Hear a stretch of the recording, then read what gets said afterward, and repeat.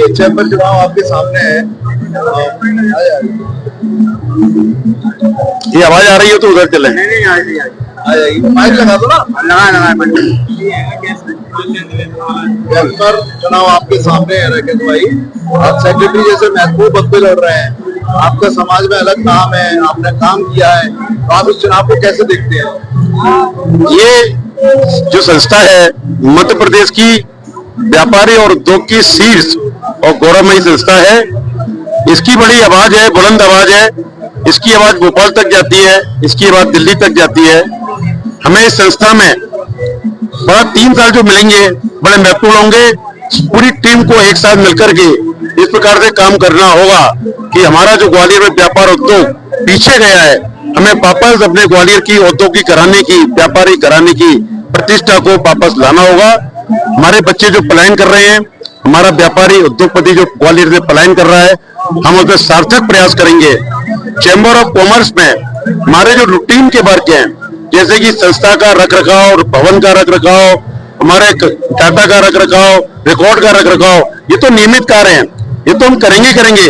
लेकिन जो संस्था का उद्देश्य है व्यापार और उद्योग का विकास करना, नए नए व्यापार लाना, नए नए उद्योग लाना और व्यापार और उद्योगपतियों की समस्याओं को दूर करना, ये हमारी सबसे बड़ी प्राथमिकता होगी। नई टीम जो भी आएगी, अगर उसमें मुझे मौका मिलता है, हम नई टीम के साथ मिलकर के 1 साल में 365 दिन होते हैं, 3 साल में 1095 दिन होते हैं।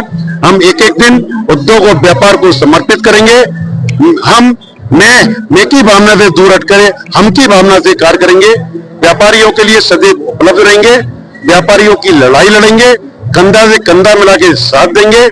और हमारा जो वरिष्ठ नेतृत्व होगा चैम्बर ऑफ कॉमर्स का, हाउस की भावना भूल करके वरिष्ठ नेतृत्व के मार्गदर्शन में हम शासन, प्रशासन और चैम्बर ऑफ व्यापारी के बीच में सेतु का काम करेंगे और पूरी ताकत से काम करेंगे। यही कहना चाहता हूँ। धन्यवाद। कार्यक्रम में मुख्यमंत्री जी को बुलाकर समाज को एक संदेश दिया था, तो चैम्बर की समस्याओं को लेकर मुख्यमंत्री जी का मिलेंगे आप यदि चुनाव जीतते हैं तो? मेरे मन की बात आपने कह दी है भाई साहब। मैं चाहूंगा ग्वालियर में जितने भी बड़े बड़े व्यापारी उद्योगपति हैं, जिनको पूरा शहर जानता है, शासन जानता है, प्रशासन जानता है, हम उनको चैम्बर के बैनर पर हम कोशिश करेंगे कि मुख्यमंत्री हम ग्वालियर में लेकर के आए, अपनी बात रखें। अगर उनको समय नहीं मिलता है तो फिर हम भोपाल तक जाएंगे और व्यापार उद्योग की लड़ाई भोपाल में जाके लड़ेंगे।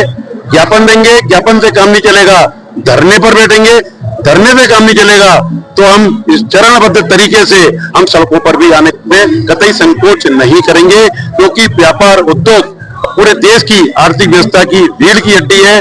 जब व्यापार उद्योग मजबूत होगा तभी हमारा शहर मजबूत होगा, सुंदर होगा, अच्छा होगा।